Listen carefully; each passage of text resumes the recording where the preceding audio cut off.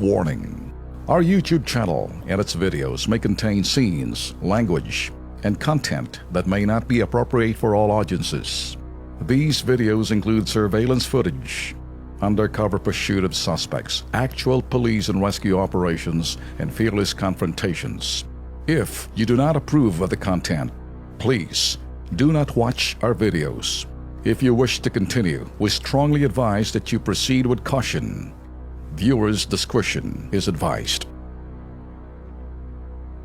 Ito naman, Lex. Kasama natin sa studio ngayon si Melanie Loberio. At itong dapat natin malaman, Lex, yung wrongful termination.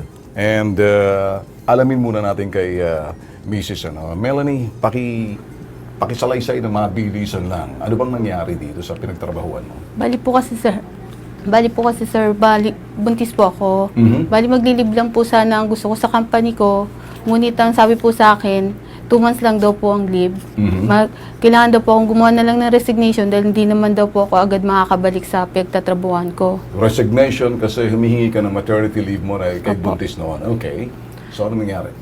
Tapos sir, ginawa ko po, napasulat po ako ng resignation. Napilitan ka? Napilitan na rin po ako dahil po tuwing pupunta po kami sa company namin, nagsisiin naman po kami para po meron kami panggastos, pauwi. Ngayon sir, nagkataon po walang-wala po talaga ako. Kaya alam ko po yung ugali ng company ko, hindi po ako pa kapag cash advance kung hindi ko po susundin yung gusto po nila mangyari. So sa makatuwid, na-pressure ka, gumawa ka ng yung resignation letter? Opo. O doon. Sa tapos nung gumawa ka ng resignation letter mo, nag-resign ka, pero ano nangyari? Ikaw doon, kumusta naman yung maternity leave mo noon? Maternity benefits mo? Wala pa po sir. Bali, on process pa po. Pagkapanganak ko daw po, pipirmahan naman daw po nila yung maternity ko. Okay. Nakapag-file po ako ng MAT1, pero ito na po yung pinapile ko po yung MAT2 pagkapanganak ko po. Ang sabi po, wala na raw po ako record sa kanila. COE lang daw po ang makukuha ko. Okay, may problema tayo dyan. Dahil yung maternity leave mo talagang sa batas, meron dapat yan. Opo. 2 months, okay. Sige, pero sa SSS to na magagawan to ng parte to. Kausapin natin sa linya ng telepono si Lilibeth Soralvo, na Media Relations Officer ng SSS. Ma'am Lilibeth Soralvo, nandiyan kayo sa linya ngayon? Yes, magandang gabi, Sir Ben. At Sir Alex, magandang gabi. Evening, ma'am. Okay, Beth, baka may matulong tayo rito sa isang lumapit sa amin, si Melanie Loberio. At sinasabi niya, doon sa parteng nahihirapan siya makuha yung kanyang maternity benefits kasi daw ipinag-resign siya. At ngayon, sinasabi ng kumpanya pinagtatrabahuan niya, daw siyang, wala na siyang records. Ano ho bang matulong natin dito? Kasi kompleto naman siya sa SSS na pagbayad, tama? Alright? Yes, sir. Yes, sir. Sige, Malamang yan, sir.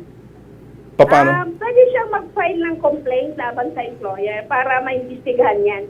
Okay. So, maaari siyang pumunta sa aming opisina para bigyan namin siya ng referral para makapag-file siya ng complaint laban dito sa employer. Okay. Doon naman, Beth, sa kanyang maternity benefits na hinahabol niya ata na parang 19,000 ba? Ayaw bigay. Ayaw ibigay. Yun naman ang gusto namin, Beth, na matulungan siya roon, na makuha niya. Kawawa naman, may anak na siya, tapos tinanggalan pa ng trabaho. Ano hong magagawa ninyo rito para naman medyo masaya ang kanyang 2017? Yes, sir. Sa pamagitan, sir, nung pag-file niya ng reklamo, i-investigahan itong employer na to kasi labag sa batas ang hindi pagbabayad ng maternity benefit. Ayun.